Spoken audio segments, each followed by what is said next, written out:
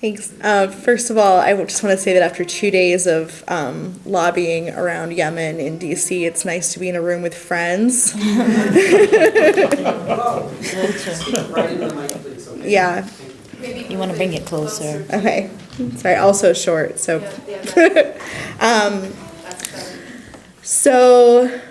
One thing that I want to be clear, because I'm not sure I'm going to get to this if I go through the story, there is no distinction between Democratic and Republican foreign policy when it comes to Yemen. This was started under President Obama. This has been continued under Trump.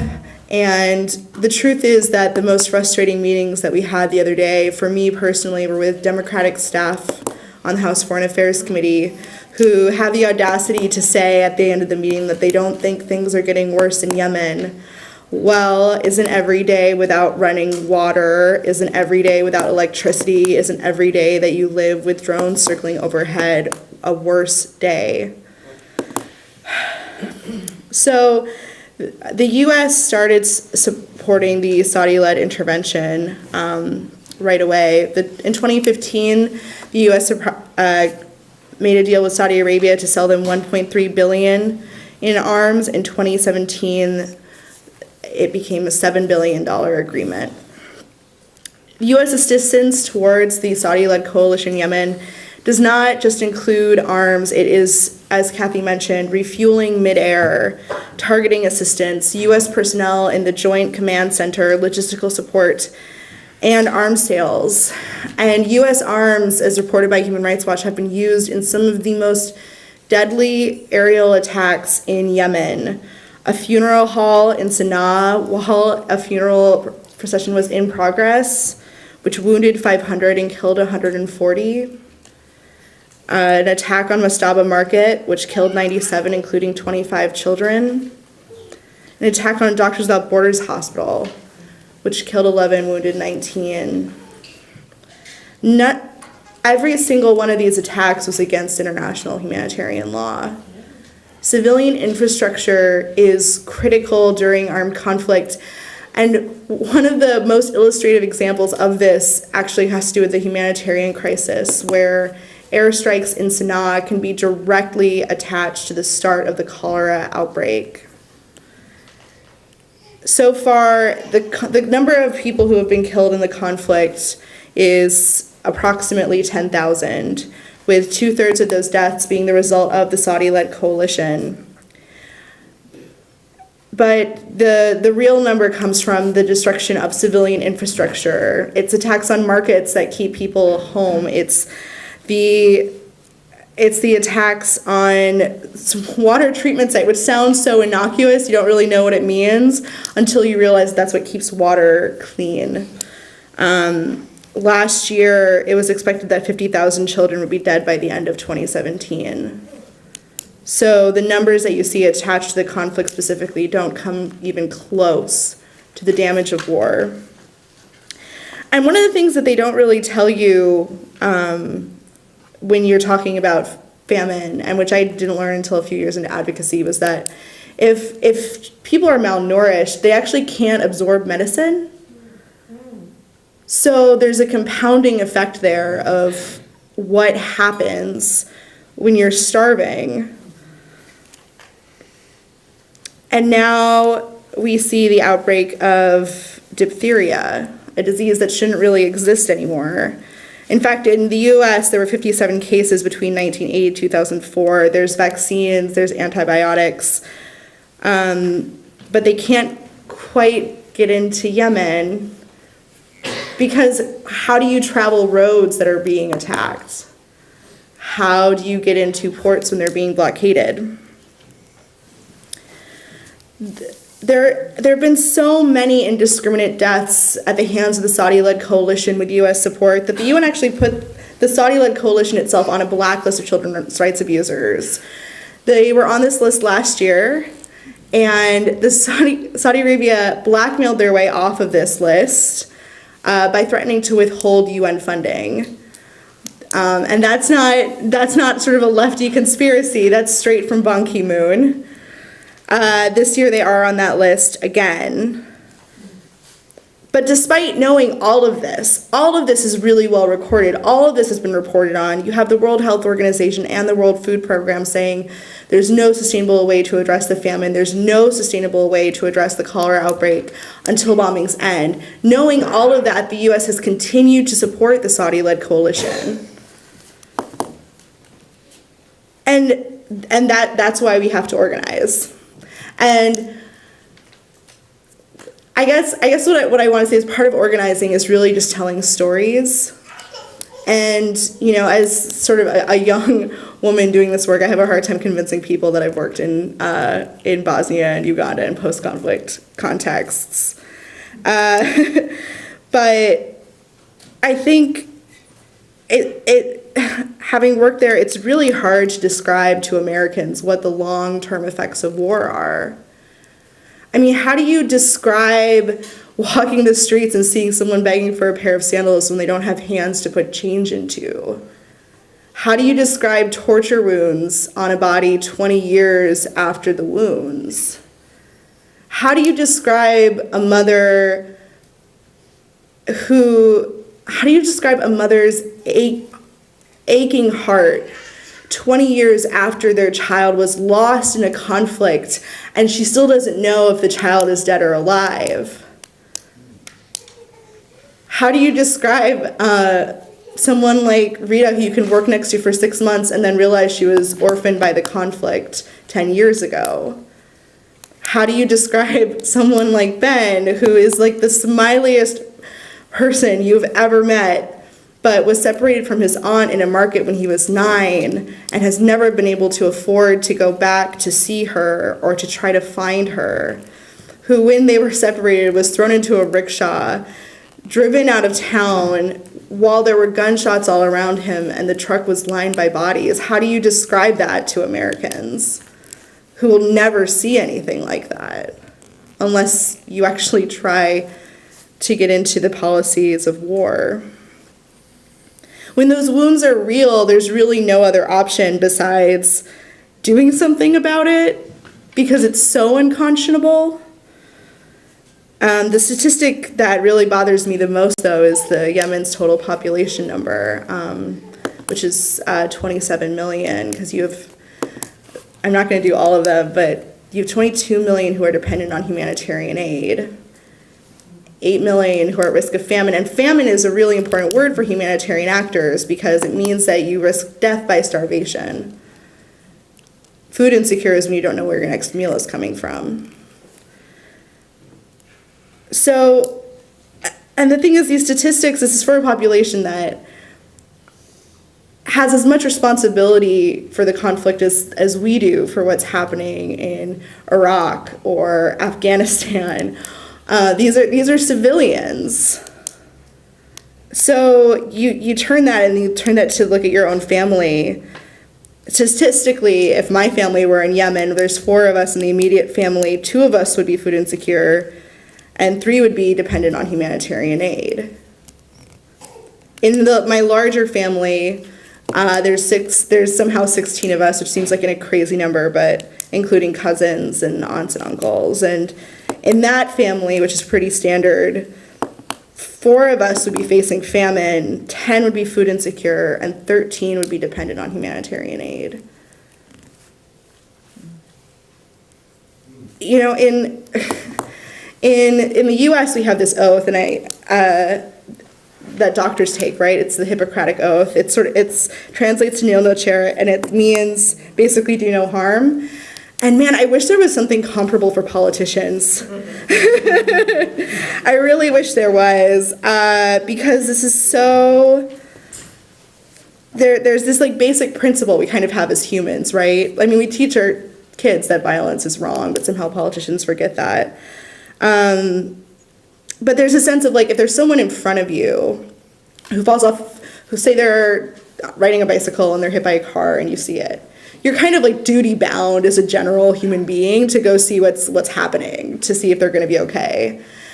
And for the life of me, I don't understand why that same impulse isn't required when that life is 1,000 miles away. If you have the opportunity and means to save a life, you do it. It's like, it's really just that simple. And I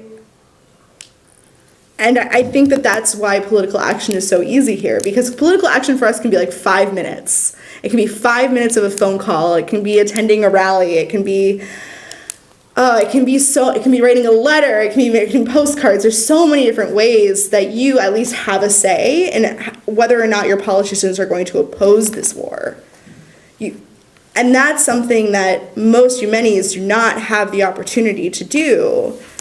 Not Yemenis in Yemen. We have that, like all of us here in the U.S., we have that opportunity and the means to try to save millions of lives with such little time on our part.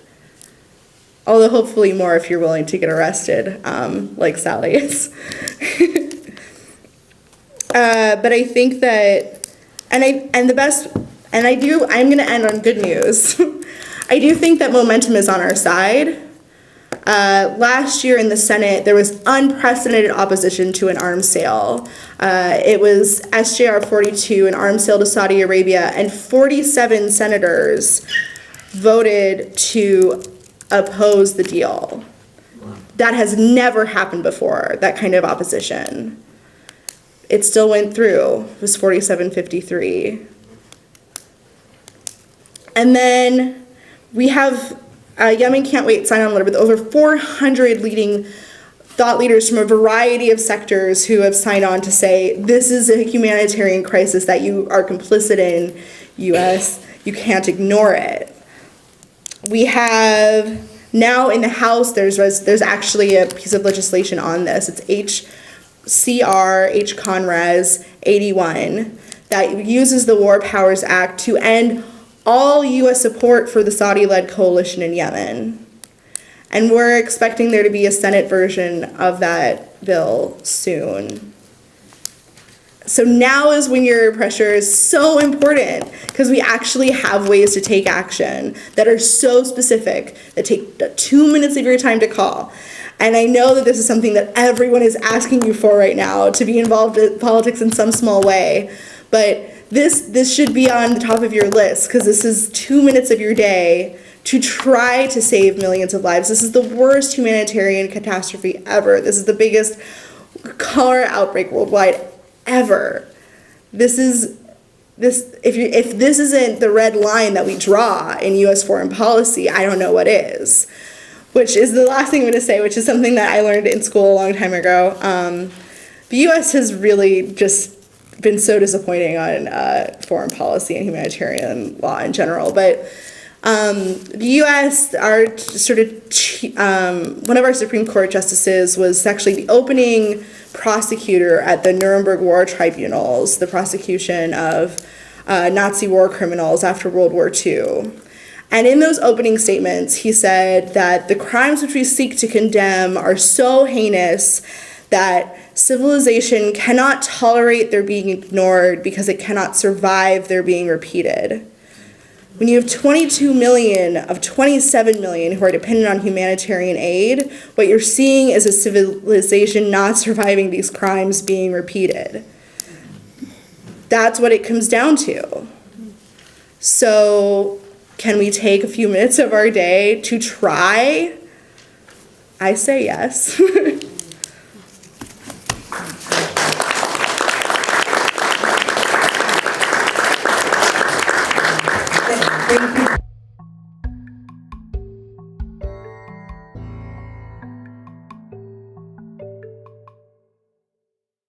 Allow me to thank you guys for being here today and putting Yemen first when a lot of people in the world did not or has not. And, you know, as someone who was born and raised in New York City, we have been blessed fairly to have everything that we need here. But as someone who also has Yemeni roots, I go back to Yemen a couple of times, and I notice the privileges that we have. And we're very much privileged, let me tell you. I mean, do you guys remember when New York City the power shut down, how everyone went crazy? Yeah, we do that every day, man. You know, it's sad, but it's a social norm, unfortunately. It's a social comfort and construct in Yemen where the power being off is kind of a little romantic. I mean, I don't know, but it's not the best thing, but it is. Make the best of it. Candles are nice, though. Now, I'm going to take you back a little bit. In February 2015, I took a trip over to Yemen. My parents have a school back home, which we thought of giving back to the community, and so we did that. And one night, I woke up with a big bomb sound. And I was in Aden, and I thought, oh, another street conflict, nothing so serious. And a house full of women, right? My mom, my sisters, and it just wasn't normal. It didn't feel right. Something was off. And so I go online and I see Saudi Arabia bombs Yemen for the first time. And I said, holy snap, I'm here, when this is happening. What in the world? A New Yorker, that's in Manhattan. How do you deal with that? If I took you to a place in that nature, I'm sure you'll have nightmares as much as I did. And for 2 weeks, I said, let's stick through. My dad was on his way to Turkey to get to Yemen, and obviously the air blockade took place, and he got stuck in Turkey, so he could not come in the country. So he gave me this really powerful but scary message. Summer, you have to take care of the family. I'm not there. Very big deal. And I said, oh my God, this is so nerve-wracking. Like, I can't, what if something happens? I'm so doomed. And as I stayed 2 weeks there, and the street wars started coming with the Houthis and the snipers and all of that, I took a trip to the port where a lot of people were fleeing to Djibouti and a lot of American citizens. We have a huge American citizen population in Yemen. And Houthi snipers were like shooting at us or trying to scare us away, for that matter, I'm sorry. And I told my mom, I said, listen, we have to go to the village. It's not the best place in the world, but we gotta go, And we went. And it was quite boring, to be honest, but it was much more safe. And then I told my mom, I said, well, we have to get out. Mind you, I was supposed to get married at that time, and I had a little issue there with the war, but we ended up getting married at the end of the day.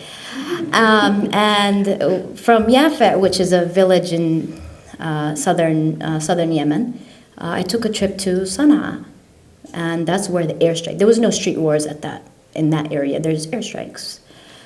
And to me, I was like, okay, during the day, everybody's out. During the night, everybody's in. We have to normalize this in a way of how to get out of the situation.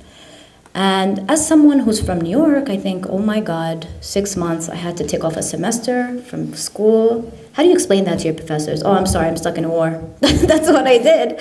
And I'm so grateful, though, because I had a lot of my professors who called Congress to get American citizens out. They were very, very proactive in terms of that. Now, there's two parts of the conflict in Yemen. There's definitely the internal, and then there's definitely the external. And a lot of people forget the internal. The internal is what caused us the external, okay? And the internal really plummeted us into a hell-like situation. Now, obviously, there's a humanitarian crisis in Yemen, right? We're not just talking about a basic human. We're talking about the world's worst humanitarian crisis since World War II. And what that means is that what Kathy was saying is that definitely 27 million people. Mind you, more than half of Yemen's population is actually youth, which basically means that generations are, pretty much messed up. They don't have the time to flourish because of conflicts. All they have seen was conflicts and starvation. And they're such intelligent people, really. If they had the chance, they could be at NASA. They can do these really big things. And over 2/3 of the country right now is facing starvation. Over 3 million people are facing famine. But I want you to understand, these are just numbers, and I know we've normalized this. Oh yeah, 100,000, 200,000. But these are people, right? These really are souls. We're not here talking about numbers. And I think we have to give stories behind these numbers, because we've become so numb about numbers that we just tend to plumb it off, and we just brush it off.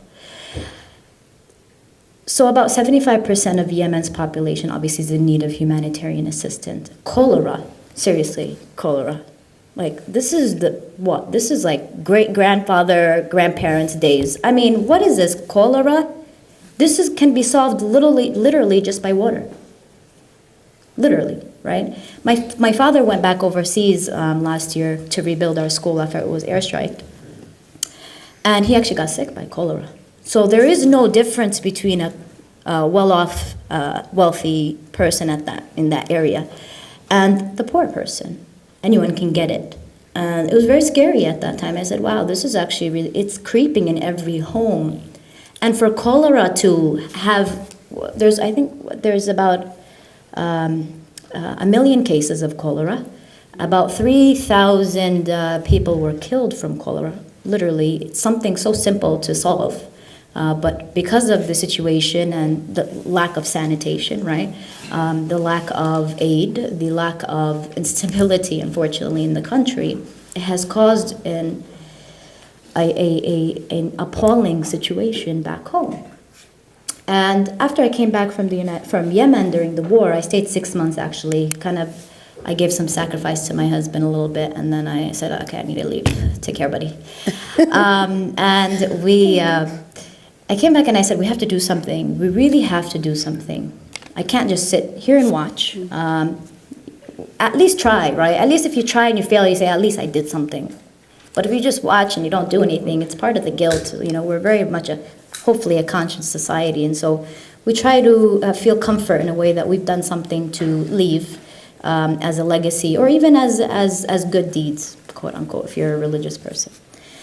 So the blockade consists of two factors. There's the Saudi blockade, which has definitely blocked ports for longest of times. And then there's the internal blockade, which is the blockade by Houthis, which, for example, in Taiz, very, very well-populated city in central Yemen, which was really the birthplace of the revolution, actually, for the Arab Spring. And let's just say there's four main roads, right, from different areas of Yemen. Right now, 3 of them are blocked. 1 of them is open sometimes, and they're blocked by Houthis. They actually have taken aid and used it in black markets. Recently, last week, unfortunately, a very beautiful, beautiful young woman named Riham Al-Badr. She was she was a lawyer, as an academic title. She was a lawyer. Beautiful. I wish I had her photo here. You would have seen it.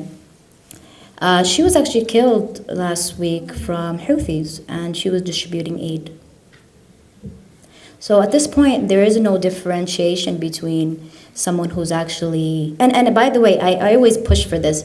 Anyone who has been killed distributing aid, I don't really care if you're not from Oxfam or these international... You should be treated as an international aid worker.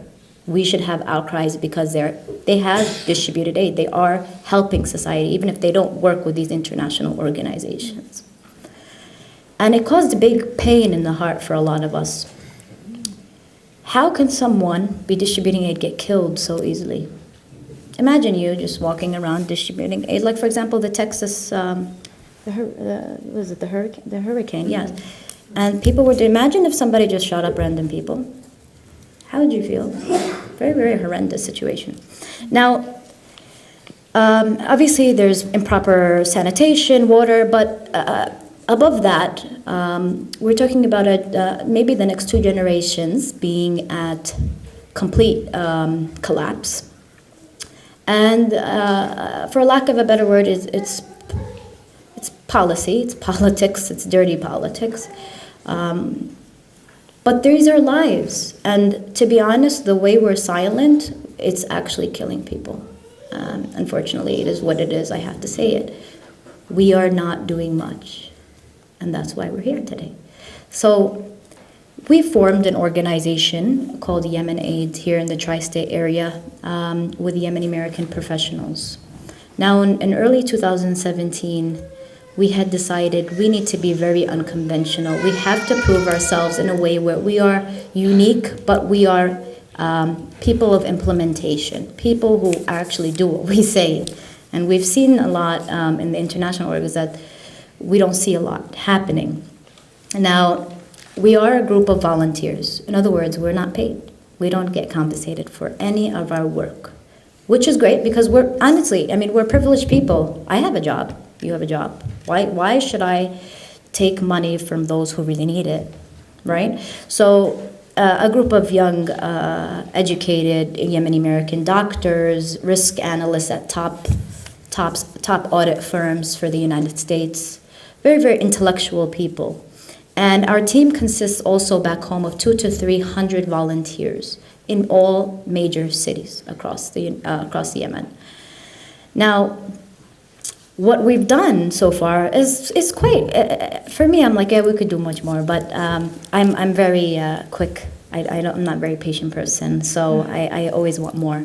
And what we do is that we provide, humanitarian assistance for Yemeni people, regardless of your ancestry, your political ideology, your sexual orientation. We really don't care about that. If you need aid under international humanitarian laws, right? If you need aid, we have to give it to you. We don't really care what side you represent, even if you're the killer side, unfortunately. But you're still a human being. So we have to switch that cap and say, you know what, you need water, we're going to give you some water. You need food, we're going to give you some food. That's how it works. Now, we have 4 different areas of work for Yemen Aid. The first is obviously the food distributions and water distributions and all of that. We've so far, in the last 9 months, all of this that I'm going to be talking about is over the last 9 months. We have helped feed about over 4,300 Yemenis. Now, don't get me wrong, we want to do more, but obviously with the current war, it's very complicated to get things to work over there. And we've done so for orphans. We've done so in Ib, Taiz, Aden, Lahej. These are really important cities that a lot of actually international humanitarian organizations forget. And also for the medical assistant, we've had some amazing opportunities and partnerships with huge NGOs, American NGOs here in the United States, medical NGOs. I'm not sure if you guys are familiar with Direct Relief, AmeriCares. These are top NGOs here in the United States and under Forbes, the top 10 lists. And we have shipped a 40 feet container of cholera medication to Aden, and we have also shipped some out through the World Food Program air travel to Sana'a. And these are worth about $600,000, $700,000, $800,000 worth of aid. And to be honest, we paid nothing for it. Really, I know. I saw people and they're like, "No, it's impossible." I'm serious. We did not pay anything for it. Why? Because we just reached out. We really just reached out, and so $800,000, and we would pay. But if you can get something for free to help others, why not? I mean, give it all. Yemen needs it, really, at this point. Yeah, definitely. I hear you. So exactly. Now, this aid is going to public hospitals, medical centers. We're actually going to formulate the first ICU in a southern province called Bala. And this is also with the help of these NGOs. These are life-changing projects. We're also going to be supplying another province for a cancer center, and we're going to be supplying them also with these medical equipments and supplies that they very much need. Now, a lot of people say, how do you get aid to Yemen? How in the world do you do that? And Kathy just asked me that. She's like, how do you get aid? And it's very hard. I can't tell you. I think I've had some gray hairs, seriously, because this is really nerve-wracking. It's very risky. We have to work with the government of Yemen to ensure that there is some type of solution to get aid out. And to be honest, we're also working with the local officials, or whatever you want to call it, or the de facto government in Sana'a, the Houthis, to get aid to where it's needed. And at this point, we've had some complications. At points I used to cry, honestly. I mean, I think my husband thinks I'm crazy sometimes, because I cry, and then I laugh, and then I cry, and then I laugh. There's so much complications to this. And the fact that you're sending $800 million worth of aid that could be stopped in Saudi Arabia, it could be stopped at the port and prevented. I had to make calls to top official governments to beg them to take them out. And I make them feel guilty about it. Like, this is our responsibility. Like, do what you need to do. It makes you look better. I try to do it politically, just to get things out. Now, we're actually we just bought 2 ambulances in Yemen, and we're going to be the first to have an emergency medical system with the help of 2 hospitals in Hodeidah and Taiz. And this is actually going to be a system. We don't have it, by the way, we don't have this 911 thing where we just call and say, hey, come, I need help. No, we don't have that in Yemen. We're privileged to have it here, absolutely. So we're trying to do that system. We're mimicking that system back home with local hospitals. And we're actually working with people who have developed systems like this in Sudan, in South Sudan, and Somalia, with apps.